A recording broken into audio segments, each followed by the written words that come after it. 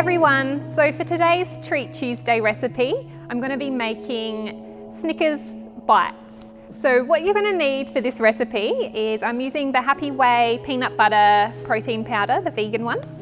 I've got some date syrup, you can use whichever sweetener of your choice, some vanilla extract, some roasted cashews, melted coconut oil, some peanuts, and some natural peanut butter. Also, I've got some melted chocolate. So to make this recipe, I'm simply going to add all of the ingredients into a bowl except the melted chocolate and mix it all together until it's all well combined. Then I'm going to be using this silicone mold and placing the mixture into the molds, place it into the freezer to set, and then I'll drizzle the chocolate on top and then I'll sprinkle some crushed peanuts on top to serve.